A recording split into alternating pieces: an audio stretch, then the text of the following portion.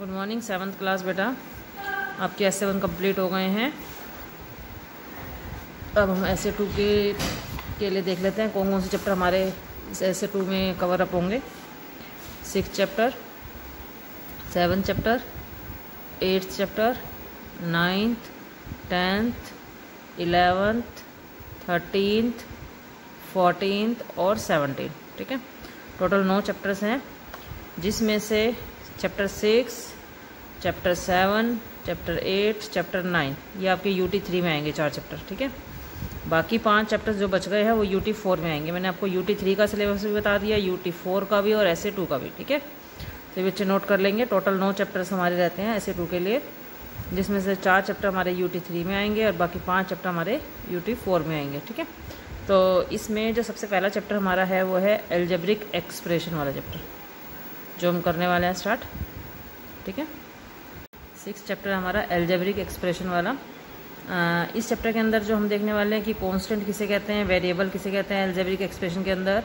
ठीक है, algebraic expression कैसे जनरेट करते हैं, लाइक और अनलाइक एल्जेब्रिक एक्सप्रेशन कौन से होते हैं, कोई भी टर्म दी हो तो उसके फैक्टर कैसे निकलेंगे, टर्म के कोफिशिएंट्स कौन से होते हैं।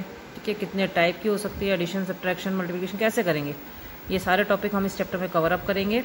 तो चैप्टर को शुरू करने से पहले हम थोड़ी सी रिवीजन एक्सरसाइज देख लेते हैं। ठीक है, फर्स्ट क्वेश्चन है right the following using numbers, literals and science of arithmetic operator. इसके अंदर बेटा आपको साइन का और लिटरल का यूज करते हुए एक अर्थमेटिक ऑपरेशन बनाना है, मतलब अर्थमेटिक इक्वेशन बनानी है। इसने कहा है 8 मोर देन x, x 8 से ज़्यादा, मतलब x के अंदर 8 जोड़िए, 8 ज़्यादा करिए। तो x के अंदर जब 8 जोड़ेंगे तो x प्लस 8, मोर देन के लिए प्लस का साइन होता है। ठीक है, x plus 8। 6 less than y, 6 कम करिए y के अंदर से, तो 6 लेस देन y, y से 6 कम। x इंक्रीज्ड बाय 20, इंक्रीज करना है, बढ़ाना है, तो x plus 20। x decrease by 31, y minus 31। ठीक है, सेकंड क्वेश्चन है right each of the following in expansion form. Expansion form मतलब पावर की फॉर्म में लिखना है। इसने कहा है a को मल्टीप्लाई करना है 12 टाइम्स, मतलब 12 बार। जब भी हम किसी एल्जेब्रिक नंबर को मल्टीप्लाई करते हैं, ABCD को मल्टीप्लाई करते हैं, तो इनकी पावर बढ़ती है। तो यदि ये जितने भी टाइम्स होगा उतनी इसकी पावर बढ़ जाएगी। तो इसका आंसर हो जाएगा a की पावर 12। अगला 8 कितनी बार है, 1 बार, और यहाँ पर x 3 बार, y 2 बार, z 1 बार। तो 8 1 बार आ गया, x के सिर पर 3 आ गया, y के सिर पर 2, फिर z। ठीक है, यहाँ पर 15 1 बार, उसके बाद a 3 बार, b 2 बार और c 2 बार। तो यहाँ लिखेंगे 15 a की पावर 3, b की पावर 2 एंड c की पावर भी 2। 9 x कितनी बार है यहाँ पर, z x कितनी बार, 1 2 3 4 टाइम्स है। 9 x की पावर 4 और z की पावर 3। अगला क्वेश्चन है x 3 पुट करना है, y 5 पुट करना है और इसकी वैल्यू निकालनी है। ठीक है, तो आपने क्या करना है, x की जगह पर 3 रखो। जब हम x की जगह पर 3 रखेंगे तो हमारी इन जब भी ये दोनों नंबर और एल्जेब्रिक वेरिएबल नंबर, वेरिएबल बोलते हैं x को। ठीक है, वेरिएबल की और नंबर की जब नंबर साथ लिखे होते हैं, जैसे 2x लिखा हुआ है या 3y लिखा हुआ है, तो इन दोनों का मतलब है मल्टीप्लाई है आपस में।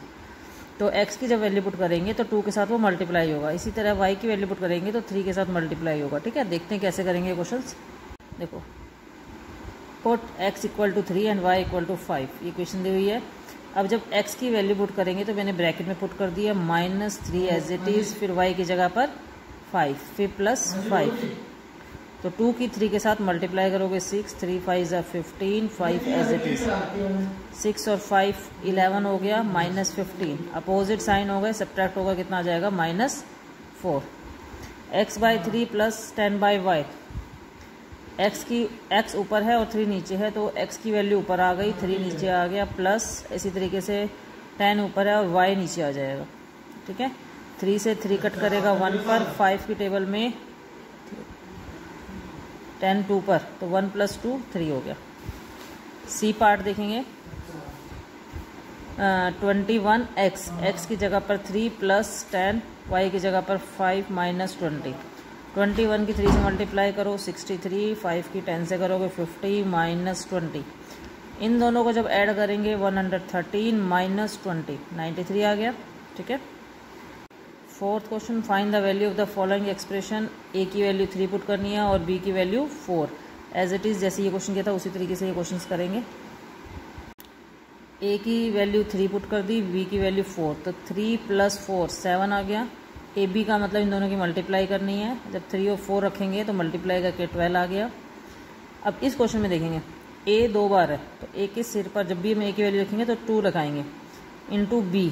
ठीक है, तो 12 एज इट इज़। 3 को जब हम 2 बार मल्टीप्लाई करेंगे, 3 को 3 से करेंगे तो हमारे पास आ जाएगा 9, 4 मल्टीप्लाई में। इन सभी नंबर को मल्टीप्लाई करोगे, पहले 12 को 9 से करो 108, 108 को 4 से करोगे 432।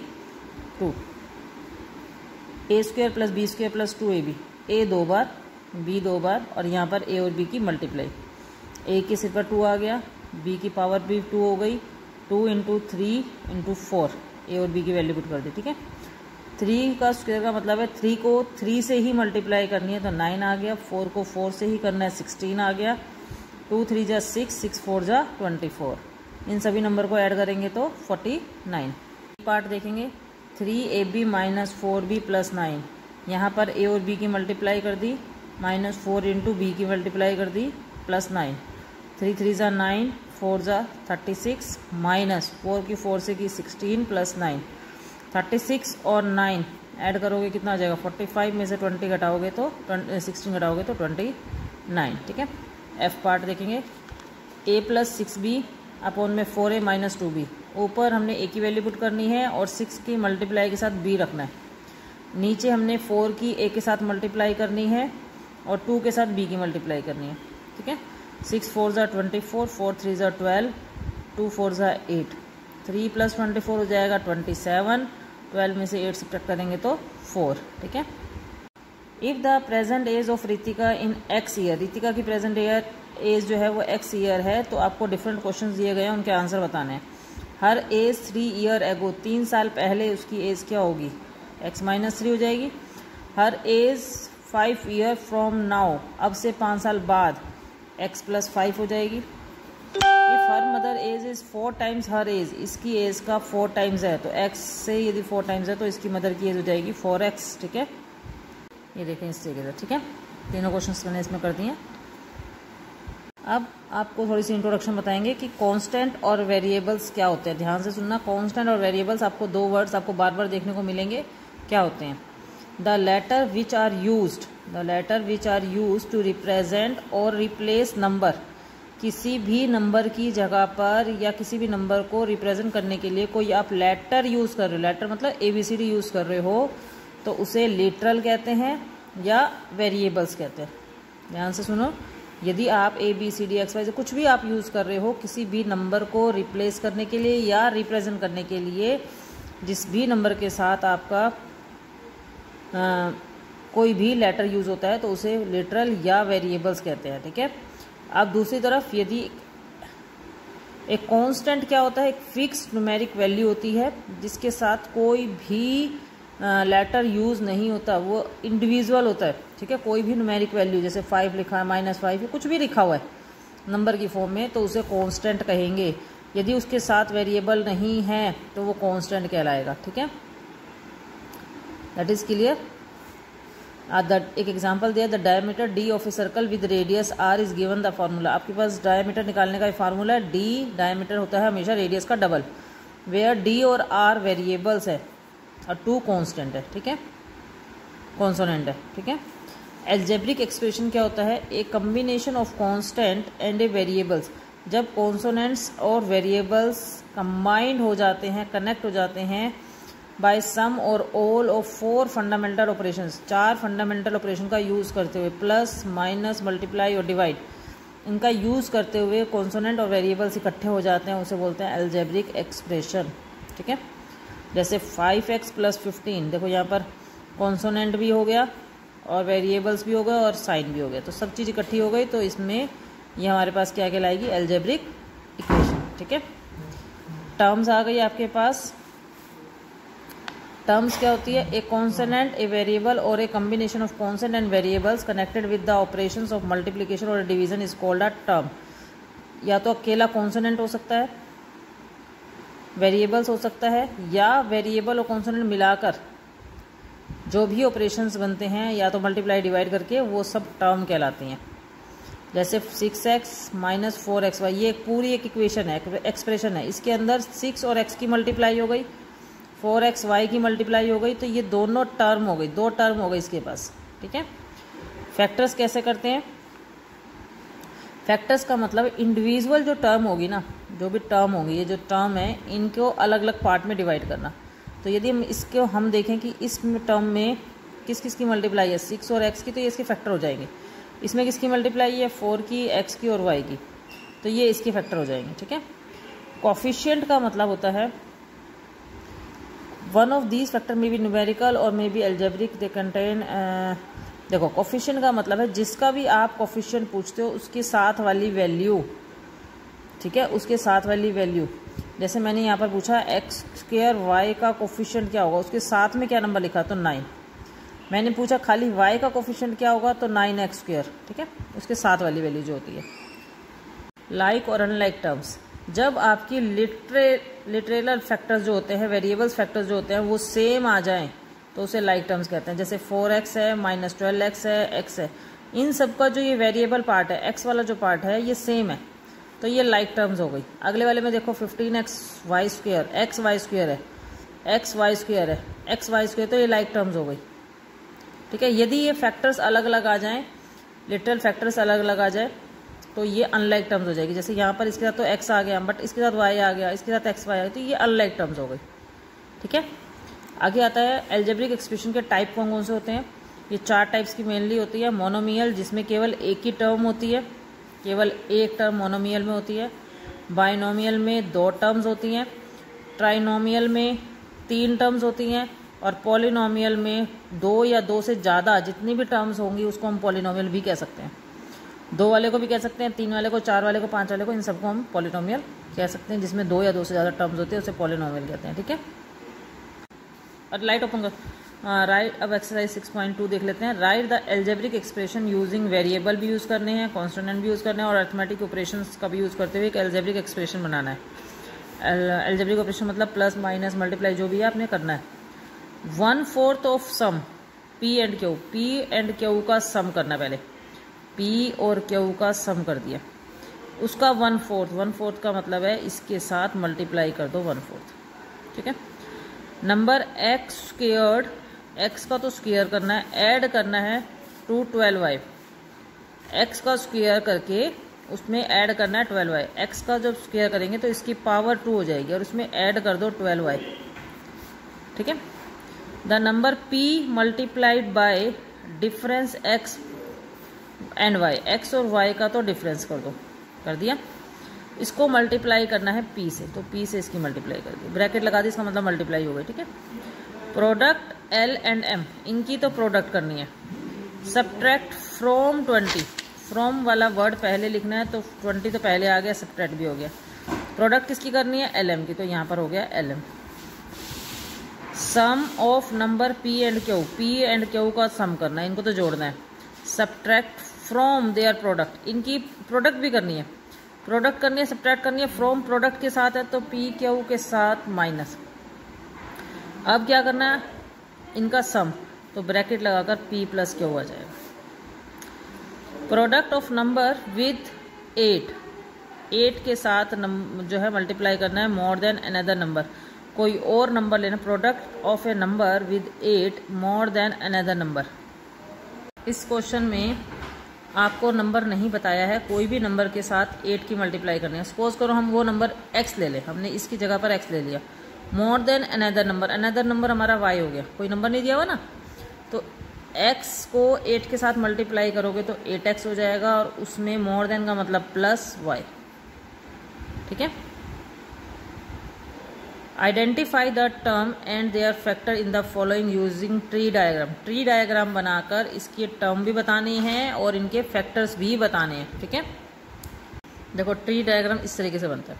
पहले जो भी आपके पास एक्सप्रेशन दिया आपने वो लिख दिया, फिर आपने यदि आपके पास 2 टर्म है तो आप 2 बार एरो बनाओगे। ठीक है, आपके पास 3 टर्म है तो 3 बनाओगे। तो मेरे पास 2 ही टर्म है तो मैंने दोनों को अलग अलग लिख दिया, एक्स स्क्वायर को अलग लिख दिया, वाई स्क्वायर को अलग लिख दिया। अब क्योंकि ये तो टर्म होती है, इसको बोलते हैं टर्म। इसके बाद जो हम काम करेंगे वो हो जाएंगे फैक्टर। ठीक है, फैक्टर। तो इसके पास क्या क्या चीज़ें हैं, एक्स 2 बार है तो मैंने एक्स को 2 बार लिख दिया, और इसके पास वाई 2 बार है, मैंने वाई को 2 बार लिख दिया। ठीक है, अब अगला देखते हैं 5x स्क्वायर वाई, ये एक टर्म है, इसको मैंने अलग लिख दिया। -4x वाई एक्स क्यूब, ये अलग टर्म है, मैंने इसको अलग लिख दिया। ठीक है, ठीक है। अब इसके पास कितनी चीज़ें हैं, 5 है तो x 2 बार है और y है। यहाँ पर -4 है और x 3 बार है, 3 बार लिख दिया। ठीक है, अगला ये लाइट ओपन कर दो, एक्स क्यूब प्लस 9xyz। तो एक तो हमारी ये वाली टर्म हो गई और एक हमारी ये वाली टर्म हो गई। इसमें x कितनी बार आ गया, 3 बार, माइनस भी लिखना है साथ में। ठीक है, यहाँ पर 9 भी है और x y z 3 अलग अलग हमारे पास वेरिएबल्स हो गए। ठीक है, यहाँ पर अब देखते हैं अगले क्वेश्चन में, यहाँ पर भी 2 टर्म्स हैं, -15xy और 8yz स्क्वायर z। 15xy को हमने अलग अलग कर दिया, यहाँ पर 8 अलग हो गया, y 2 बार हो गया, देन z आ गया। ठीक है, आइडेंटिफाई द मोनोमियल, बाइनोमियल और ट्राइनोमियल। जिसमें एक ही टर्म होती है उसको माइनोमियल बोलते हैं, जिसमें 2 टर्म होती है बाइनोमियल, इसमें 3 होती है ट्राइनोमियल। इसमें देखो 2 टर्म है तो इसको क्या बोलेंगे, बाइनोमियल। बी में आ जाएगा, एक ही टर्म है तो मोनोमियल। इसमें भी 2 टर्म्स हैं आपके पास तो ये भी बाइनोमियल हो गया। इसमें केवल एक ही टर्म है, मोनोमियल। इसमें 1 2 3 3 टर्म्स हो गई, ट्राइनोमियल। और इसमें केवल एक ही टर्म है कॉन्सोनेंट, तो ये आ जाए, इसमें टर्म ही नहीं है। ठीक है, तो इसको monomial. Identify the numeric coefficient of term. Numeric coefficient बताना है अदर देन कॉन्स्टेंट। कॉन्स्टेंट जो नंबर होंगे, कॉन्स्टेंट नंबर जो होंगे उससे अलग जो भी हमारी टर्म्स है उनकी न्यूमेरिक कोफिशिएंट बताने हैं, कॉन्स्टेंट वाले की नहीं बतानी है। इन द फॉलोइंग एक्सप्रेशन, देखते हैं कैसे करेंगे क्वेश्चंस। ये देखो पहला क्वेश्चन है 9 - 9, ऊपर आपने लिखना है expression term other than constant. Constant term के अलावा जो भी टर्म्स है वो हम लिखेंगे और उनकी न्यूमेरिक कोफिशिएंट बताएंगे। ठीक है, हर एक के। तो इसके अंदर देखो आपके पास 9 - 9y, जो ये 9 है ये कांस्टेंट टर्म है क्योंकि इसके साथ एल्जेब्रिक नहीं यूज हुआ है, वेरिएबल कोई भी यूज नहीं हुआ है, तो ये कांस्टेंट है, ये नहीं लेना है आपने। तो केवल आपने लेना है -9y। ये हमने टर्म ले लिया, इस टर्म के अंदर न्यूमेरिक मतलब नंबर क्या है हमारा, ये नंबर है -9। ठीक है, अगले वाली जो टर्म है 7xyz प्लस 7x² -7, तो ये 7 तो आप लोगे ही नहीं क्योंकि ये अलग टर्म हो गई, इसमें कांस्टेंट है, कांस्टेंट लेना नहीं है। इसके अलावा हमने ये दोनों टर्म्स ले लिया अलग अलग। पहले वाली टर्म में जो न्यूमेरिक वैल्यू थी वो -7 थी, दूसरे वाले में 7 थी। आगे p² प्लस 14 तो इसके अंदर ये दोनों आएंगी, क्योंकि दोनों में ही यहाँ पर कांस्टेंट है ही नहीं, तो इसकी न्यूमेरिक वैल्यू आगे वाली है। क्योंकि नंबर तो कोई दिया नहीं है तो इसको लिए हम 1 लेंगे, -1 हो जाएगा या 14 हो जाएगा। ठीक है, अगले वाले में तीनों ही हमारी टर्म्स आ जाएंगी। इसकी हो जाएगी 1, यहाँ पर 3 और यहाँ पर 4। उससे अगले में भी हमारी ये दोनों आएंगी, ये नहीं आएगा क्योंकि 23 हमारी कांस्टेंट टर्म है, ये नहीं आएगी, तो ये दोनों ही लेनी बस केवल। इसकी आ गई 16 और इसकी आ गई -4। ठीक है, नेक्स्ट वाले में अकेला ही है तो अकेली मोनोमियल टर्म ले लेंगे और इसकी वैल्यू आ जाएगी -5। ठीक है, अगला जो क्वेश्चन है उसमें बताना है identify the like terms. Like terms होता है जिसके ये वाली जो वेरिएबल्स होते हैं ये सेम होने चाहिए, जिसके भी सेम होंगे वो लाइक टर्म्स होगी। देखो यहाँ पर एक पूरी इक्वेशन बताई हुई है, इसमें लाइक टर्म्स बतानी है कौन सी है हमारे पास, a²b। नंबर नहीं देखना आपने, सिर्फ वेरिएबल्स देखना है। a²b, a 2 बार b, यहाँ पर ab है, ab², यहाँ b 2 बार है, a1 है, b a² है, b 1 बार है, a 2 बार है। तो देखो ये वाला जो टर्म है और ये वाली जो टर्म है ये लाइक टर्म्स है। ठीक है, तो यहाँ पे लिखेंगे लाइक टर्म। लाइक टर्म में आ जाएगा हमारे पास 3a² b, -11 b a²। ठीक है, यहाँ पे लाइक टर्म्स हो गई। अब इसमें देखते हैं x 3 बार है, y भी 3 बार है, x 3 बार है, y 3 बार, तो ये दोनों ही लाइक टर्म्स हो गई। ठीक है, यहाँ पर x 2 बार, y 3 बार, x 3 बार, ये दोनों नहीं है। ठीक है, ये छोड़ दो। तो लाइक टर्म्स हो जाएगी हमारे पास x 3 बार, y 3 बार, comma 6x cube y cube. ठीक है, इस वाले में चेक करते हैं p 2 बार, q 1 बार है, p 1 बार, ये नहीं है, p 2 बार q, ये वाली दोनों टर्म्स। ठीक है, तो यहाँ पर लिखेंगे 8p square q comma -7p square q। ठीक है, अगले वाले क्वेश्चन में m 3 बार n, वो तो है ही नहीं, mn भी नहीं है, m स्क्वायर n स्क्वायर, मतलब कोई भी टर्म किसी की भी नहीं मिलती है, तो यहाँ पर 0, कोई भी नहीं है यहाँ पर। ठीक है, लाइक टर्म्स। अगला question, right the coefficient of, coefficient बताना है आपने। ठीक है, कोफिशिएंट बताना है आपने x का, तो x को छोड़कर जो भी आपका आंसर होगा, क्वेश्चन क्या था आपका यहाँ पर, इस क्वेश्चन में था 9x स्क्वायर y, तो इसमें x को छोड़ दो, x 2 बार था ना, यहाँ पर एक x लेना, बाकी नहीं लेना कुछ भी, बाकी सारा आपका आंसर होगा, तो 9xy। ठीक है, अगले वाले में जो क्वेश्चन था वो था 6x स्क्वायर yz। देखो, तो इसने x स्क्वायर को बोला है, तो x स्क्वायर को छोड़ दो, तो 6yz हो गया हमारा। ठीक है, C वाले में y को छोड़ना, तो एक y को छोड़ना है, तो हमारे पास हो जाएगा 7x स्क्वायर y। नेक्स्ट वाले में z को छोड़ दो, तो हमारा आंसर हो जाएगा 2xy स्क्वायर। ठीक है, इस वाले में x z को छोड़ दे, तो यदि हम x को भी छोड़ दे और z को भी छोड़ दे, तो 5y हो गया हमारा आंसर। अगले में y स्क्वायर, तो आपने ये तो लेना ही नहीं है, क्योंकि ये तो अलग ही टर्म हो गई, टर्म नहीं लेनी है। हमने कोफिशिएंट होता है सिर्फ उसके साथ वाला, तो y को यदि मैं हटाती हूँ, y स्क्वायर को हटाती हूँ, तो हमारा आंसर आएगा केवल 4। ठीक है, इस क्वेश्चन में ध्यान रखना, 8 नहीं लेना, केवल 4 आंसर आएगा। ठीक है, तो बेटा आपकी 6.1 और 6.2 एक्सरसाइज कंप्लीट हो गई है। आप सभी बच्चे 12 बजे से पहले अपना सभी काम करके भेज दिया करो, लेट मत किया करो। ठीक है, आपने पेपर्स में अच्छा रिस्पॉन्स दिया था, कुछ बच्चों की थोड़ी सी गड़बड़ थी, थोड़ा और प्रैक्टिस वर्क पे ध्यान दो सभी बच्चे। प्रैक्टिस अच्छी होगी तो अपना रिवीजन वर्क अच्छा होता है। ठीक है, और आपने 6.1 और 2 में देख लो कि कौन कौन से क्वेश्चन ऐसे हैं जो आपने नोटबुक में करने हैं। Question number 3, question number 4, question number 5। ठीक है, और 6.2 में कौन कौन से क्वेश्चंस करोगे आप, क्वेश्चन नंबर 2 करोगे। ठीक है, ये बुक में ही करोगे, बाकी क्वेश्चन नंबर 4 करोगे और क्वेश्चन नंबर 6 ये आपने नोटबुक में करने हैं, बाकी सारा काम अपने नोटबुक में करना है। ठीक है, अपना सभी काम बच्चे टाइम से भेजें। Thank you, have a nice day.